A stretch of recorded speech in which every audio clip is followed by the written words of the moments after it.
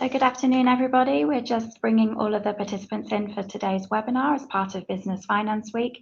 Just give us a couple of moments to bring everyone in and then we'll get started. Today, as you probably know, is Unlocking Innovation Day, and we have a great interview for you for the next half an hour or so. So yes, Business Finance Week, day 4, and great to have you here with us. We do have the chat box open and you can pop all your questions in there. And yes, I think we'll get started. So Today is day 4 of Business Finance Week. Business Finance Week has been ongoing all week, helping businesses to better understand their finance options, to connect with investors, and to really find out more about what they need to do to grow their business. I'm speaking to you from Newcastle upon Tyne, one of my favourite cities, having spent a couple of years here in my 20s. And there's an event happening here, but also we have today's webinar.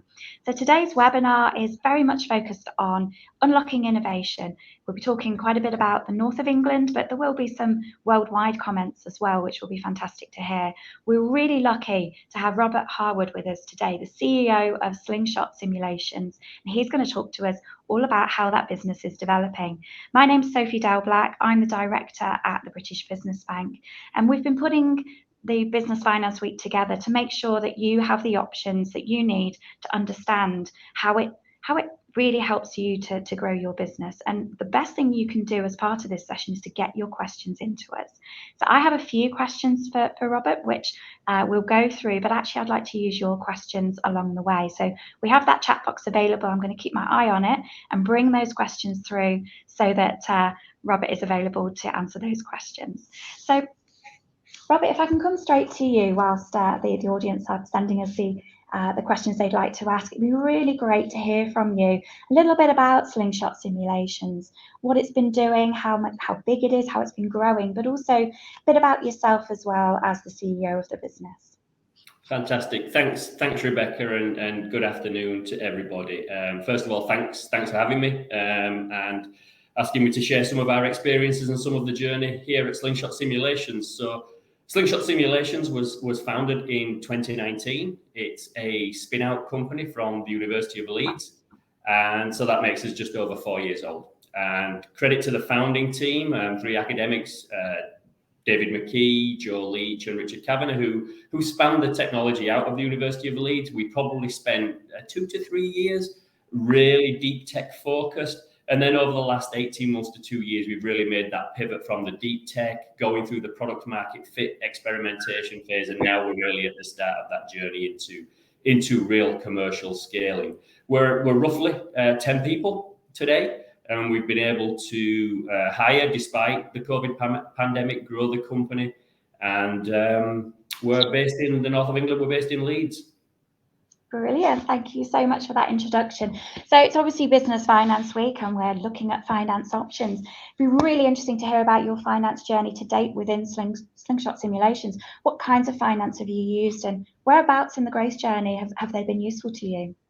Yeah, that's great. And I really break that down into 3 parts, actually, Sophie. The first part was the initial seed investment to get the technology out of the university, and that's credit to Mercia and the Northern Powerhouse Investment Fund, as well as the University of Leeds, who both put some contribution into Slingshot to get the technology out of the university and give the team the kickstart to start that journey from an academic concept into a commercial product journey.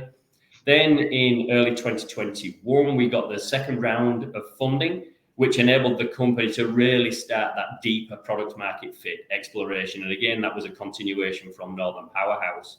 And then in the early part of this year is when we got the remaining funding, which again was continuation from Mercia, joined by Northern Gritstone, to give us the real foundation now to scale the business commercially. And that's the point of the journey that we're on. So we've gone from that very academic spin out through to the product market fit exploration, and now we've got the investment to lay the foundation for commercial growth. Brilliant. A real range of funders there, and Northern Gritstone obviously being very supportive of R&D tech and spin-out businesses in the north of England. And I was with the Mercia team yesterday in Yorkshire, so great to hear you calling the Northern Powerhouse Investment Fund out. Thank you. I think One of the things that founders often think about is, well, what can I spend this money on? What do I use different types of investment for? Have you got some examples of how you've used this money to really benefit Slingshot Simulations growth? Any kind of nuggets there for us? Yeah, there's an extension of the previous question as well, because obviously we've taken the venture funding to help us grow, but there are a wide range of sources of funding that we actually utilize to sustain us in different parts of that commercialization journey. Obviously, in some of the early days, it was really about, can we productize and can we transform this academic concept and idea into something that's tangible and is actually acceptable by markets. That's very, very early stage. And we've used that both to hire the right people, to invest in the technologies, to really build our digital solution. I can talk a little bit more later on about some of the things that Slingshot actually does, but to actually build those digital technologies and hire in the people that help us to scale and do that.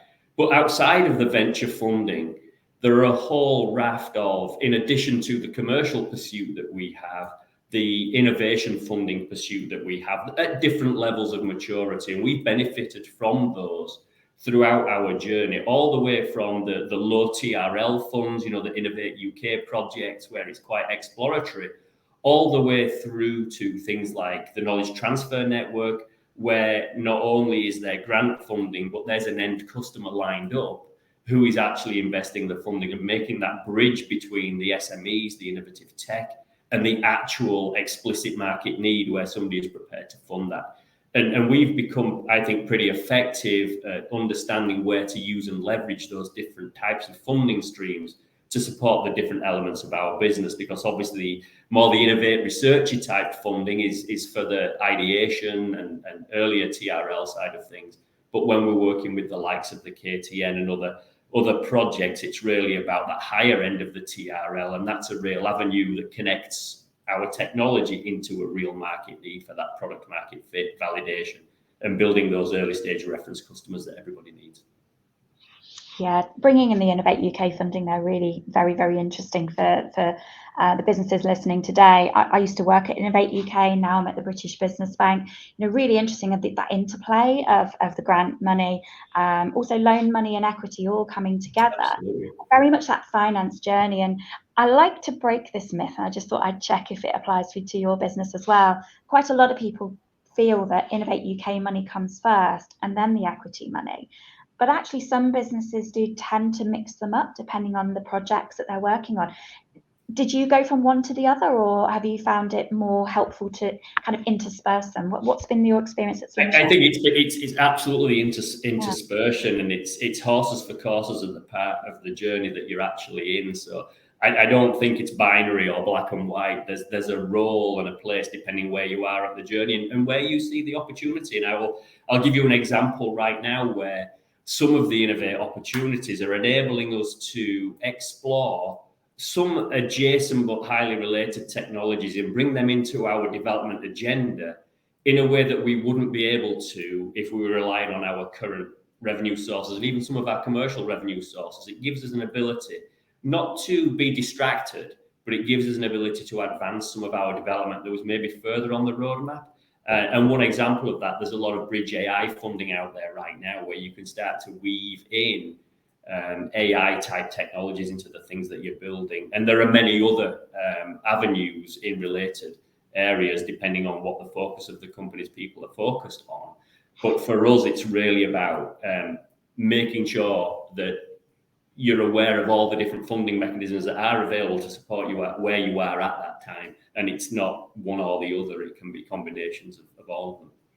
Yeah, that combination, because obviously not all grants are 100% funded. So it's very interesting to see how it comes along, and that finance journey, just making it's bespoke for your business, isn't it? Of what you feel is relevant to you at the right time, which is really helpful.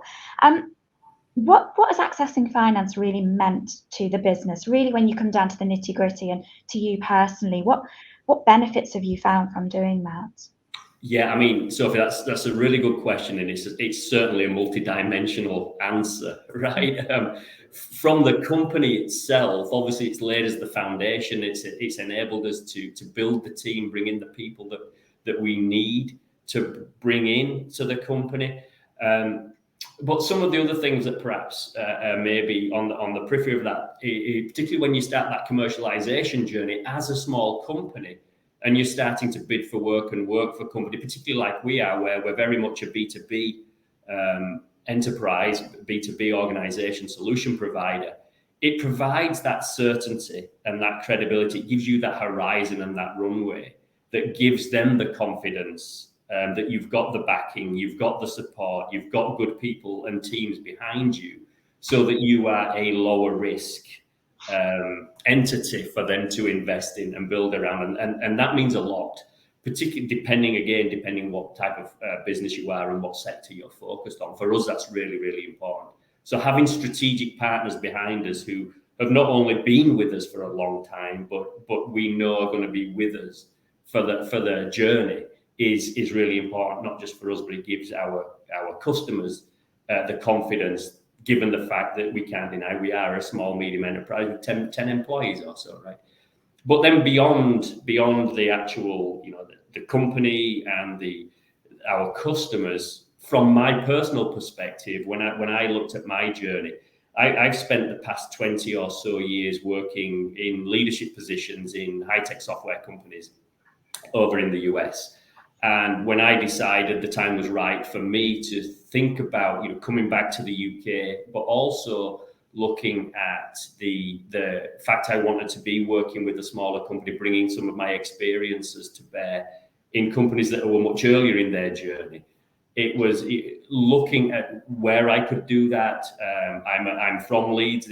I'm working now with a startup in my hometown, so I'm very proud of the fact that I've been able to do that, and what is often a perceived gap from the resources that smaller companies have. Technically, the focus tends to be further south.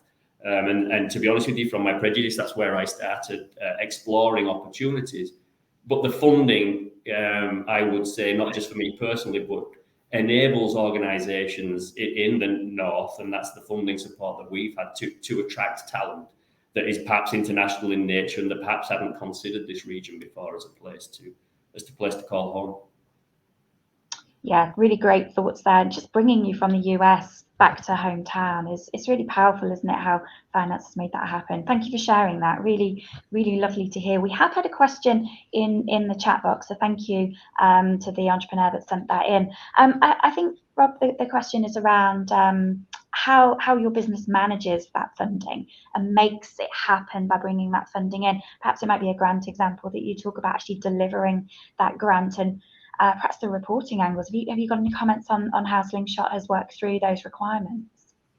Yeah, I'll talk specifically about the grant side of it, because we're in the thick of it. I'm in the thick of a few applications right now, and there's a deadline upon us tomorrow that I'm deep in the weeds. And I think when I started looking at this, there was a perception that the grant funding can be a very onerous exercise to go through. And it's not the easiest necessarily, but I don't think it's overly onerous either. But I think there are some key points to make, and this is certainly not an exhaustive or exclusive list, but we've been successful, first of all, making sure that the applications that we are going for are very strategically aligned with our technology and our roadmap. And we're not just applying for a grant, not necessarily for applying for a grant's sake, but we're not driven by the revenue opportunity of the grant. We're driven by the strategic nature of what that grant can enable for us. And you alluded to that 70% match. It's still a massive contribution to us because it's essentially funded development. It's helping us drive forward technology at a pace that we couldn't do it if we were relying purely on the maturation of our product at this time. The second area that I find incredibly useful is to build that ecosystem of partners who can co-bid with you or form a consortium where it makes sense to do that. And in that way, you can often become embedded in somebody else's proposal. We, for example, have won a very nice contract that's going to last for 12 months just recently from Innovate UK, looking at local industry decarbonisation. And it was through our network of sustainability consultants that we built over time that we got pulled into that. So that massively reduces the amount of lifting that you have to do yourself. to go through this process. B, it gets you that funded development stream because it's strategically aligned with what we do, because we are very diligent in the ones that we go and pursue. And third is it's widened our reach into the ecosystem of potential customers for this solution as well.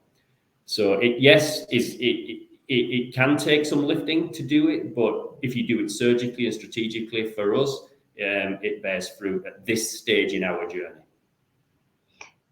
Really interesting to hear about your partnerships across the ecosystem as well. And I think if I can just touch on some of the themes for today. So you're talking about a new to market technology, a brand new technology that you're evolving. But actually, as I say, I'm a scientist by background. Every technology needs a customer. Otherwise, why do we have these technologies? Why are we developing them?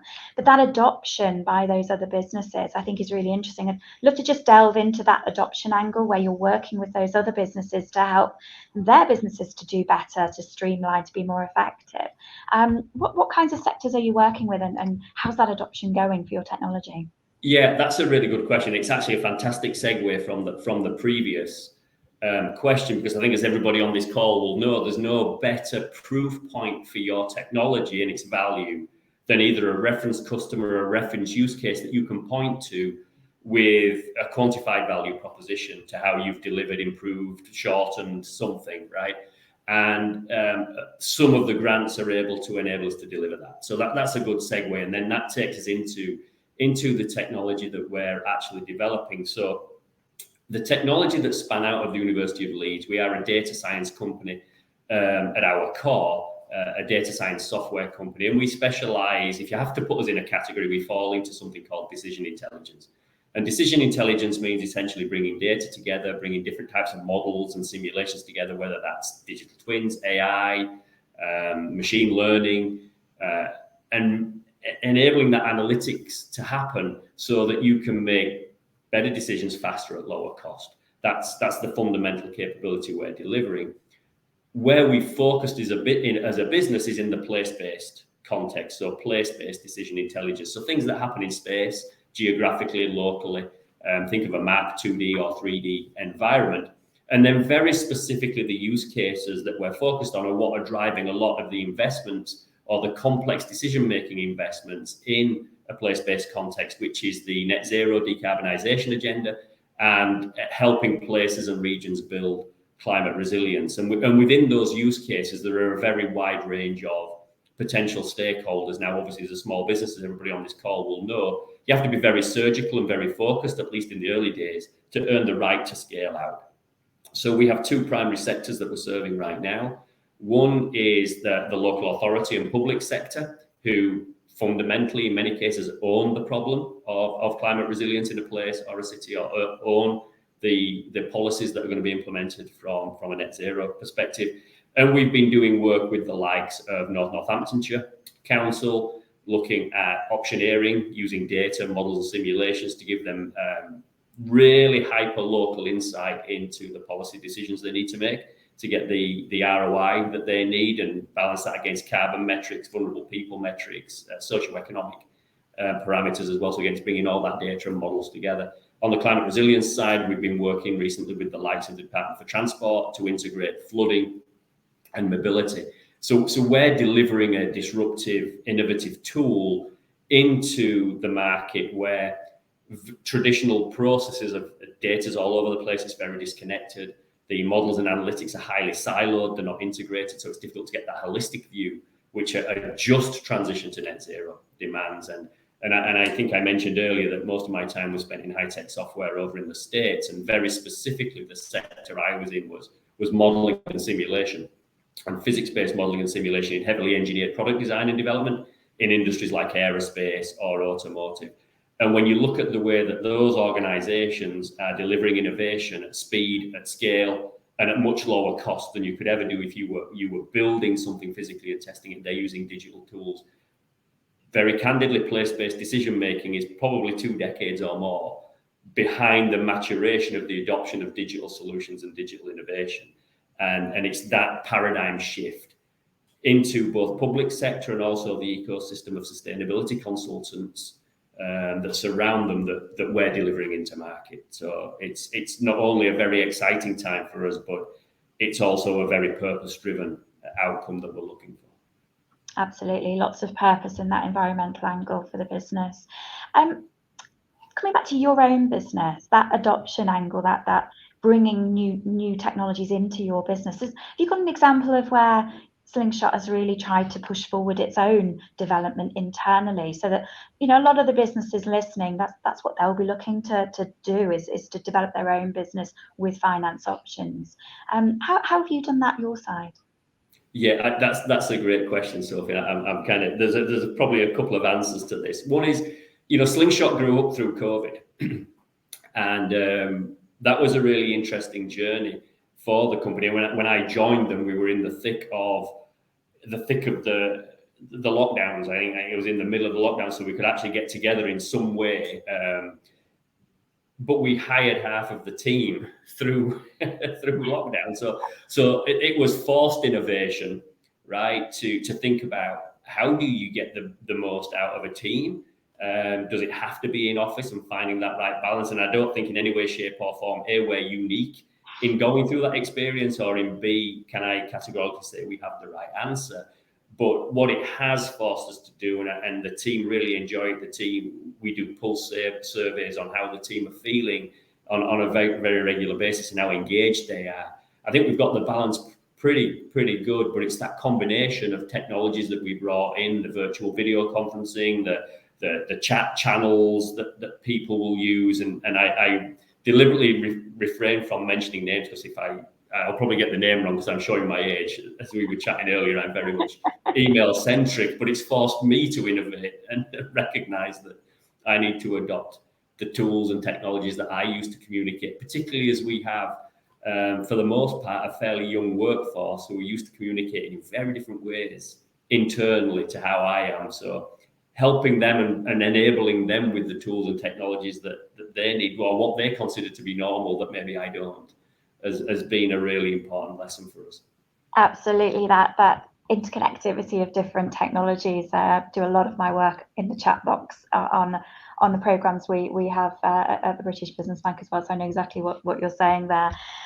You mentioned people a little bit there, which I think is really interesting. If I can just delve in a little bit to that. As businesses are growing, they're looking for new talent coming into their business. How have you managed the talent within your business?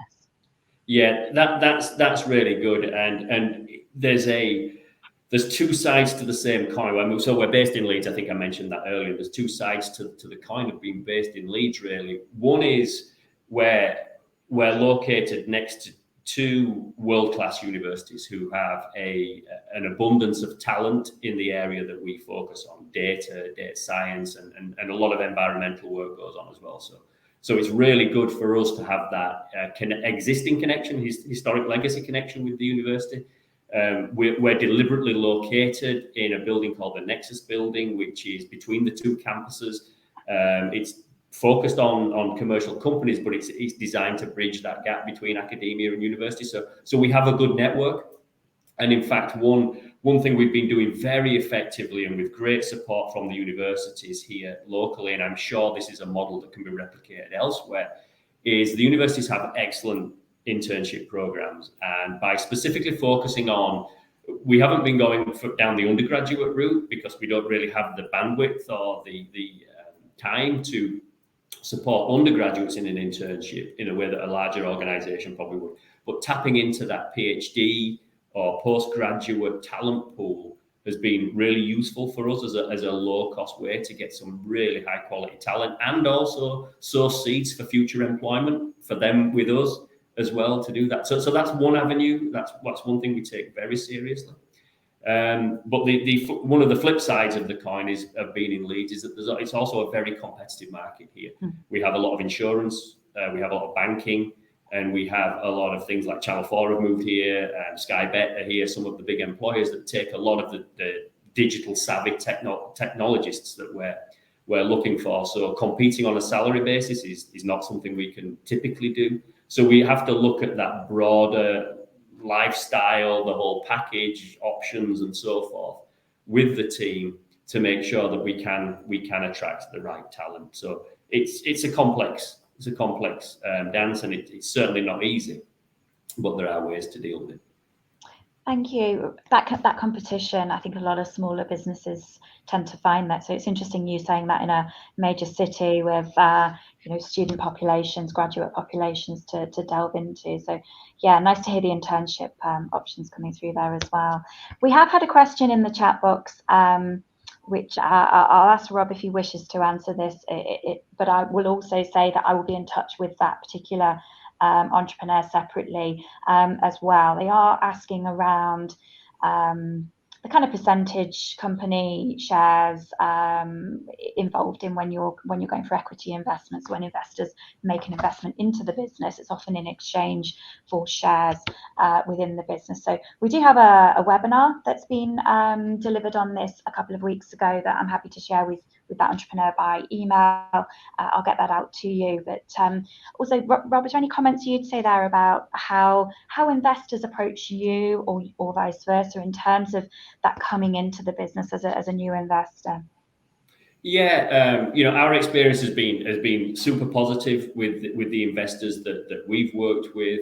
I'm not going to delve into the details of Slingshot and so forth in this call here, but obviously everything you can do to strengthen your position from a revenue standpoint and position out a credible business plan, which is realistic and practical,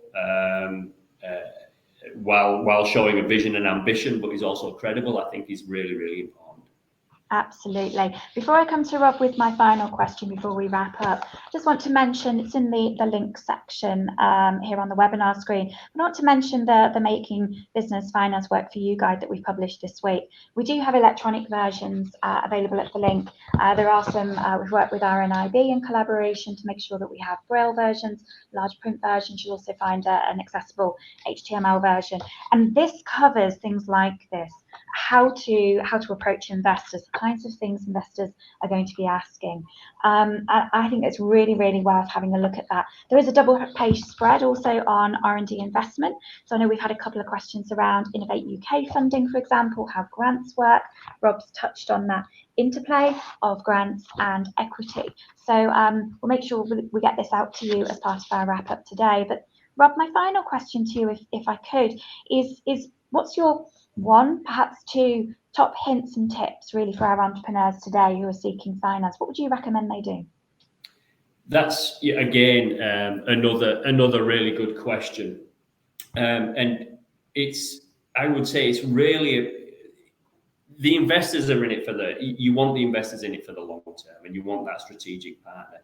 And oftentimes we can position as being in a somewhat subservient position. What you're really looking for is a partner. And I would say find those investors who have the strategic fit with your sector, have the knowledge of your sector, because they can bring a lot when they have that. But it's also, are they aligned with your strategy? Are they aligned with your vision? And are they in this to support that through thick and thin, which will happen. So you have to be really, really comfortable at that strategic level with the investor. And it's as much you finding them as finding the fit with them as it is them willing to invest the money in you. The power of partnership, as you say, and making those connections with investors. It's been absolutely brilliant talking to you today, Rob. I really want to thank you for bringing Slingshot Simulations experiences to life for us today and being part of this webinar within Business Finance Week. Thank you to everybody who submitted questions. Really great to have you here with us. We do still have one more day left tomorrow, and if you're interested in how the different types of finance come together, grants, loans and equity all together for a business journey, we do have a webinar tomorrow lunchtime, which if you head to our website, look for Business Finance Week, you'll be able to register for that tomorrow. Really great to have you here, Rob. Thank you so much. And I really just want to say thank you as part of this. Thank you for sharing your experiences, and wish everybody a happy afternoon. See you all soon. Thank you.